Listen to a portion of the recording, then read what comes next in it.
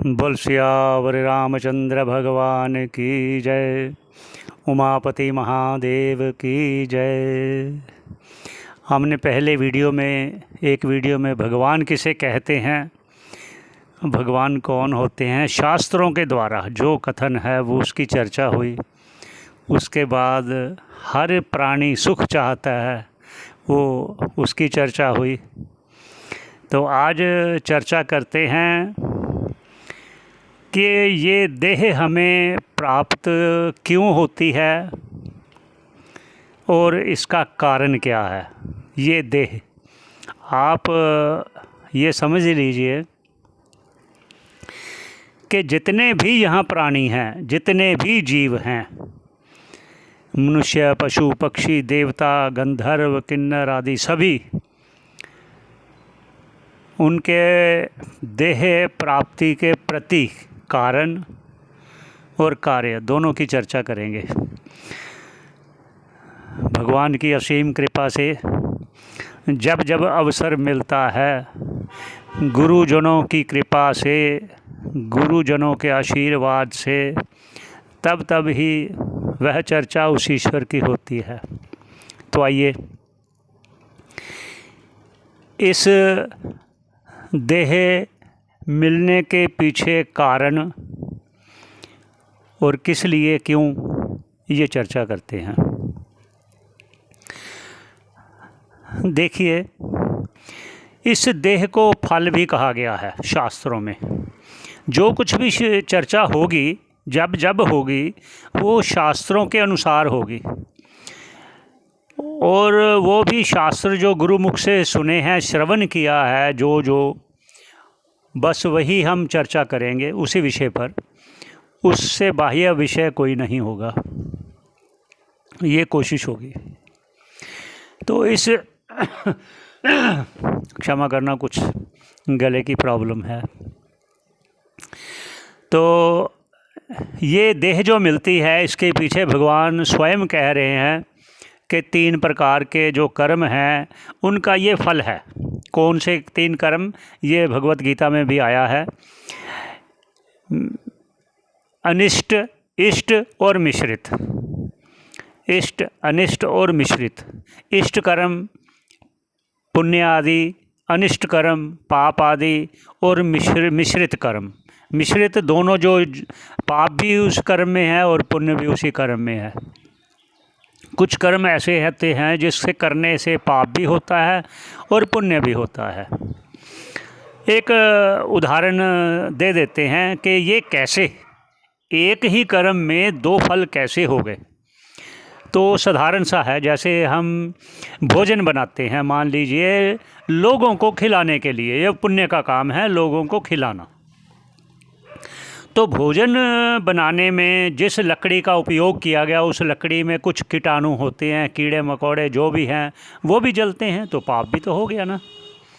एक दूसरा, जिस रसोइये ने वो भोजन बनाया, क्या हमने उसका मेहनताना, उसका जो परिश्रम का जो उसका वेतन है, क्या पूरा दिया? ये सभी आप अपने आप अंदाज़ा लगाइए, क्योंकि ज़्यादा हर बात में विस्तार करेंगे तो वीडियो बड़ी हो जाएगी। आप सभी समझदार हैं, बहुत अच्छे हैं, तो इसलिए हमारा मन होता है कि लोगों तक वो बातें पहुंचाई जाएं। तो ये पहुंचाने में एक और भी कारण है। वो ये कारण है कि जैसे जितने भी वेद हैं, 4 वेद, पंचम वेद कहा गया है महाभारत को, इन सभी को गुरुमुख से श्रवण करने के लिए आजकल किसी के पास इतना समय नहीं है। इसलिए भगवान व्यास जी ने वेदों के एक वेद के 4 भाग कर दिए। एक हो गया मंत्र भाग, दूसरा ब्राह्मण मंत्र और फिर ब्राह्मण भाग, और आरण्यक भाग, और उसके बाद ज्ञान भाग। ये 4 भाग कर दिए। वो इसलिए किए क्योंकि कलयुग में जिसके पास जितना समय जो चाहिए, जो चाहता है, जिसकी इच्छा है, वह उसको गुरुमुख से श्रवण कर सकता है। इस पर भी थोड़ा सा देते जाते हैं कि ये क्या है। मंत्र भाग जो होता है वो मंत्र भाग में ये है कि जिस जिस देवता को हम साक्षात दर्शन करना चाहते हैं वो मंत्रों के माध्यम से वह देवता प्रकट होते हैं। जिस प्रकार माता कुंती को दुर्वासा ऋषि जी ने दिया था मंत्र और सूर्य देव प्रकट होकर उन्होंने करण रूप में उनको वो वरदान दिया। यह मंत्र भाग हो गया। और उन्हीं वेदों में जो मंत्रों से कर्म किए जाते हैं, यज्ञ आदि और विवाह आदि और निमित्त कर्म और जितने भी है कर्म, वो सभी कर्म वो मंत्रों के द्वारा, वो कर्म भाग ब्राह्मण भाग आ गया। उसके बाद आ गया अरण्यक भाग। अरण्यक में आती है उपासना आदि, उन जिन मंत्रों से उपासना की जाती है देवताओं की, वो भाग आ गया। और चौथा भाग आ गया ज्ञान कांड, जिससे ज्ञान प्राप्त करके हम इस जन्म मरण के चक्कर से छूट कर जीते जी, ये मुख्य बात समझना आप, जीते जी जिसने ये अनुभव कर लिया कि मैं मुक्त हूँ, मैं ये देह नहीं हूँ, ये अध्यास मात्र है, ये मेरा भ्रम मात्र था, ये जगत भ्रम मात्र था, मैं इसे सत्य समझ रहा था, ऐसे दृढ़ निश्चय अनुभव रूप में जब आ जाए, ये ज्ञान है। अब आगे चलते हैं जिस विषय को लेकर हमने चर्चा शुरू की थी कि ये देह प्राप्ति।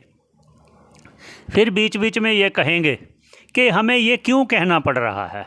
ये इसीलिए कि देह को, जो अभी अभी हम वार्ता करेंगे कि देह क्यों दी है भगवान ने, भगवान की अनुग्रह अनुकंपा से हमें ये देह मिली है। क्या? मनुष्य देह। तभी कहा ये दुर्लभ देह प्राप्त करके अगर हमने उस ईश्वर को ना जाना तो ये बेकार हो गया, ये बेकार हो गया। तो इसलिए ये देह का कैसे मिलना होता है, ये है, देखो, देह से कर्म होता है और जो कर्म है वो धर्म भी होता है और अधर्म भी होता है। जो धर्म करेंगे उससे हमें अच्छी देह मिलेगी, जो पुष्ट हृष्ट पुष्ट रोग रहित। ऐसे जब अधर्म होगा तो उससे कुछ कष्ट आएंगे, रोग आएंगे, दुख होगा। ये होगा धर्म से पुण्य और अधर्म से पाप, ये होता है। अगर ये हो गया तो उसका फल भी भोगना होगा। जब फल भोगना होगा तो किसी रूप में भोगेंगे ना। जब हमारे पास देह नहीं होगी तो हम फल क्या भोगेंगे। जिस प्रकार हम सो जाते हैं, सोने पर भी हमारे कुछ सूक्ष्म फल जो होते हैं वो स्वप्न में हम भोगते हैं। जैसे सपने में भी हम दुखी होते हैं, खाते हैं, पीते हैं, आते जाते हैं, झगड़ते हैं, क्रोध करते हैं, हंसते हैं, गाते हैं, सभी वो कार्य क्रियाएँ होती हैं जो जागृत में होती हैं। इसलिए ईश्वर ने दोनों चीज़ें बना दिया। जागृत में जो जो कार्य करते हो वो स्वप्न में भी करते हो। तो स्वप्न में ये देह तो होती नहीं, तो उसमें वो सूक्ष्म देह होती है। वो है सूक्ष्म देह, वो कारण से जुड़ी होती है। वो कारण है अविद्या, जो पिछली वीडियो में हम कहा था कि वह अविद्या ही एक मुख्य कारण है। किसका? दुखों का। ये पहले बोला गया। और अब यही आगे दूसरा उसका क्या हो गया, विद्या से ये देह भी मिला। देह भी दुख का कारण हो गया, क्योंकि जब तक देह है, ये देह से ही आगे संबंध जुड़ते हैं। इन देह को देखकर ही तो सभी संबंध हैं। जब हम सो जाते हैं तो ये जो जागृत के संबंध है तो किसी से साथ कोई संबंध नहीं होता। तो किससे होता है? वो अपने स्वप्न की दुनिया से। वो स्वप्न दुनिया की देह भी अलग होती है और सारे जीव भी अलग होते हैं। ऐसे ही जागृत के ये ईश्वर ने क्यों बनाया? ये देह इसीलिए दिया कि मैं आपको ये अनुभव कराता हूँ कि ये जागृत की देह भी झूठी है। अगर ये सत्य होती तो यही देह स्वप्न में भी होती, इसलिए स्वप्न में ये देह नहीं होती। और फिर उन्होंने कहा स्वप्न के बाद उसने गाढ़ निद्रा बना दी, जहाँ हम कुछ भी नहीं जानते। बोलते हैं ना, आज इतनी बढ़िया नींद आई, मुझे कुछ भी पता नहीं चला। तो ये भी ईश्वर की कृपा है और आपके कर्मों का फल भी है, ये भी याद रखना। ये देह मिली है कर्म करने के लिए और पहले किए हुए के भोग करने के लिए। और आगे अच्छा ऐसे करें कि हमें ये देह ना मिले, ऐसी भी सुविधा ईश्वर ने दी है सभी को। सभी को अर्थात मनुष्य को, क्योंकि पशु पक्षियों को ऐसा कोई नहीं है। वो सिर्फ और सिर्फ भोग योनि है पशुओं की, क्योंकि वो करते तो कुछ नहीं, देखिए अपना सारा खाना पीना सोना जो भी है बस इतना तक रहेगा। क्षमा कर। तो इसलिए हम ये अनुभव कर पाएँ, ये कृपा कर रहे हैं भगवान। क्या क्या अनुभव कर पाएँ कि ये देह जो जागृत में है वो स्वप्न में नहीं है, और जो स्वप्न में देह है वो सुषुप्ति में देह नहीं है। वहाँ तो कुछ भी नहीं है, ना जगत है, ना देह है, ना रिश्तेदार है, ना रिश्ता है। तो वो स्थिति को दिखाने के लिए आपको अनुभव करा रहे हैं सुषुप्ति गाढ़ निद्रा, जहाँ कोई स्वप्न नहीं, बस मैं हूँ, बस इतना मात्र। पर वहाँ ये भी जुड़ गया साथ में कि यार कुछ पता नहीं चला, इतनी गहरी नींद आई मुझे पता नहीं। ये जो पता नहीं चला ये अविद्या साथ जुड़ी हुई है। उसी अविद्या को हटाने के लिए, उस स्थिति को जागृत में पाने के लिए वो जो ऋषि लोग हैं वो समाधि में जाया करते थे। उस स्थिति को पाने के लिए, उस स्थिति को अनुभव करने के लिए ये ईश्वर की कृपा जानो। अब आगे वो धर्म और अधर्म की चर्चा। जो भी धर्म किए हैं, पुण्य किए हैं, उसका फल सुख है जागृत में भी। जो सूक्ष्म है कर्म वो स्वप्न में सुख मिलता है। और जो सुषुप्ति की बात की है वो भी कर्म का फल। वो क्या है? जब आप ईश्वर के निमित्त करते हो या कोई ऐसा निष्काम कर्म करते हो, उसका भी फल जो होना है वो भी ईश्वर देंगे। वो ईश्वर कभी ऐसा नहीं करते किसी को कर्म का फल ना मिले, कभी नहीं हो सकता। वो कहते हैं निष्काम कर्म करते हो, अगर मेरे ही अर्पण करते हो सारे कर्म, तो मैं उसको अपने में ही मिला लेता हूँ, अथवा मतलब अपना स्वरूप उसको ऐसे एक कर देता हूँ उसके साथ। है एक ही। जीव ईश्वर से भिन्न नहीं है, ईश्वर जीव से भिन्न नहीं है।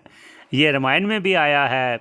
बोलते हैं ईश्वर अंश जीव अविनाशी अंश। अंश का अर्थात ये नहीं कि उससे भिन्न है, अंश का अर्थात जैसे वो चेतन है ऐसे जीव भी चेतन है, लेकिन माया के कारण, जुड़ने के कारण जड़ अंश उससे जुड़ गया। क्या बोलते हैं?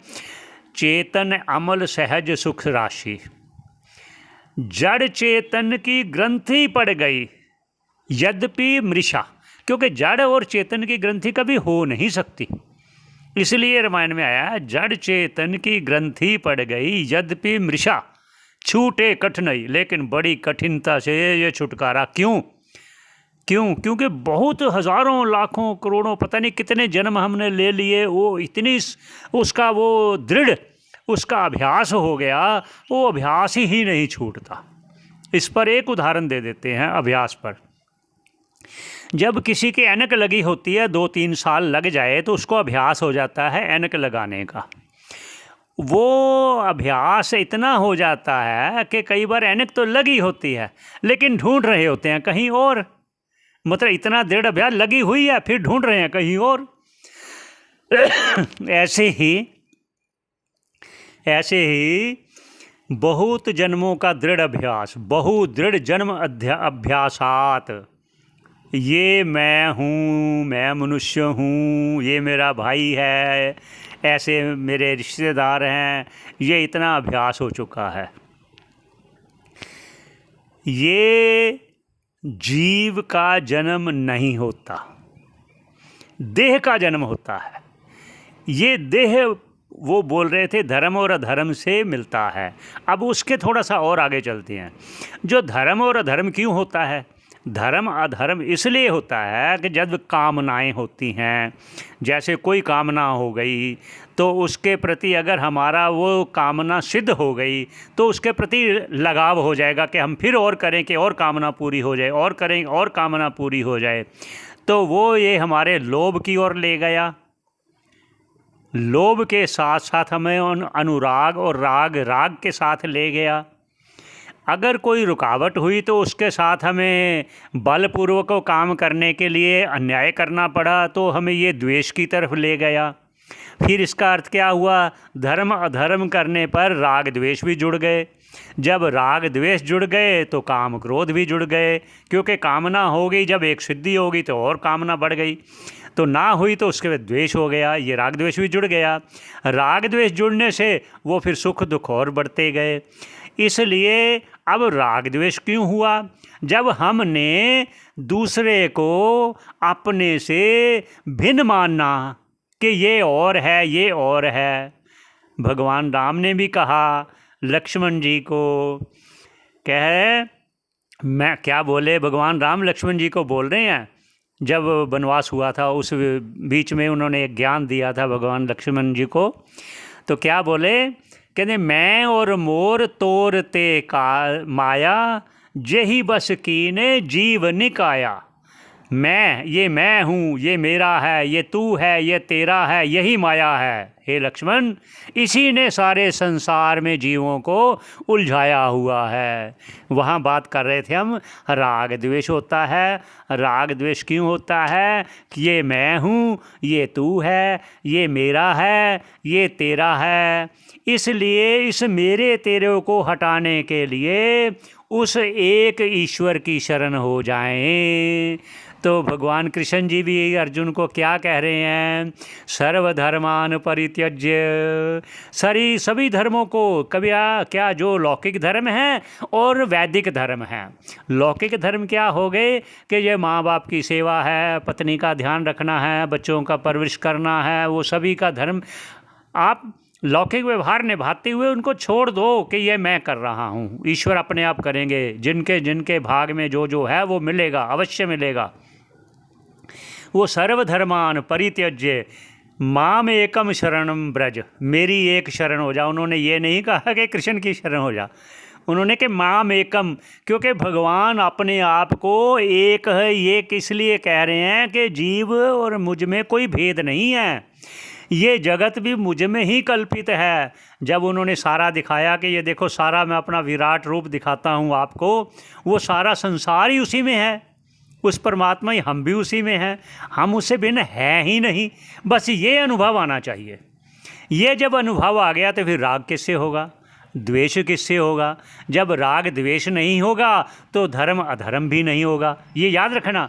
अगर आप कहते हो कि धर्म तो करना चाहिए, वो ये कहते हैं कि अगर धर्म भी करोगे तो धर्म भी पुण्य लेकर आपको सुख प्रदान करेगा, फिर देह में आना पड़ेगा।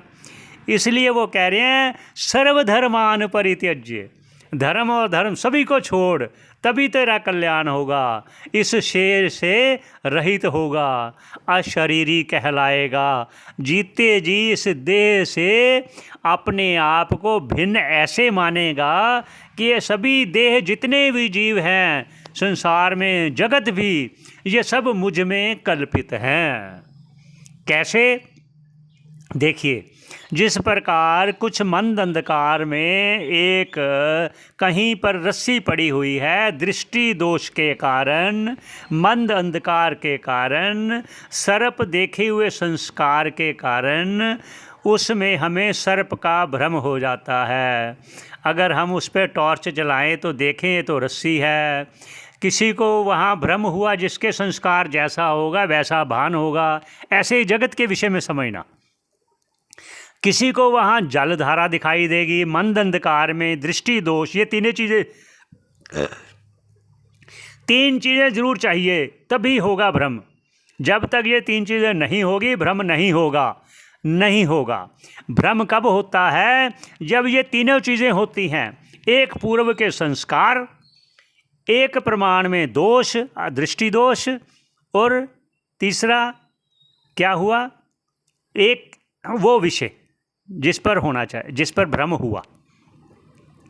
एक फिर देखिए, संस्कार, दृष्टि दोष, मंद अंधकार, ये तीन, मंद अंधकार, दृष्टि दोष और संस्कार। और किसी का संस्कार हुआ जलधारा है, कोई कहेगा नहीं माला पड़ी हुई है, कोई कहते डंडा पड़ा हुआ है, कोई कुछ कहेगा, कोई कुछ कहेगा।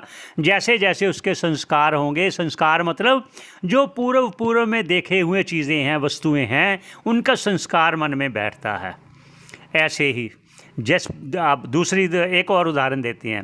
जैसे मंद अंधकार, थोड़ा सा ज़्यादा अंधकार, हल्का अंधकार हो ज़्यादा, तो वो जा रहा है दृष्टि दोष के कारण। दूसरे देखा कि यहाँ भूत खड़ा है, जो कटे हुए पेड़ होते हैं ना, ठूंठ खड़ा होता है, उसमें उसने भूत का भ्रम हो गया उसको। लेकिन जब प्रकाश हुआ तो वहाँ पेड़ था। तो इसलिए ये भ्रम होता है, दृष्टि दोष, मंदंधकार और पूर्व में जो बातें कहीं सुनी गई, जैसे भूत होता है, ये संस्कार पड़ते हैं कही हुई बातें के, देखी हुई बातों के। जिसने सर्प नहीं देखा वो चित्र द्वारा भी देखा गया सर्प का, उसका संस्कार पड़ेगा। लोगों द्वारा बताया हुआ, जिसने सर्प नहीं देखा लोगों द्वारा बताया हुआ सर्प के बारे में, वो भी उसका संस्कार पड़ेगा। इसलिए ये होता है। अब ये आ गया धर्म अधर्म, राग द्वेष, और फिर अपने आप को दूसरे से भिन्न मानना। ये कारण होते हैं कर्म करने के। जब तक ये कारण नहीं होंगे तब तक कर्म होते रहेंगे और हमें देह मिलती रहेगी। देह मिलेगी तो हमें सुख दुख होंगे। इसलिए अगली चर्चा पे हम करेंगे कि हमें ये देह मिले ही ना, उसका उपचार क्या किया जाए, उसका क्या उपचार होना चाहिए, वो संकेत भी दे दिया और आगे उसके पर चर्चा करेंगे। ये ईश्वर की कृपा से सारा संयोग हो रहा है। उसकी ईश्वर की कृपा से, गुरुजनों के अनुग्रह से हमारे जो विचार हैं वो आप तक पहुँचे, सबका कल्याण हो, सबका मंगल हो। इसी बात पर हम विश्राम देते हैं। बोल सियावर रामचंद्र भगवान की जय, उमापति महादेव की जय।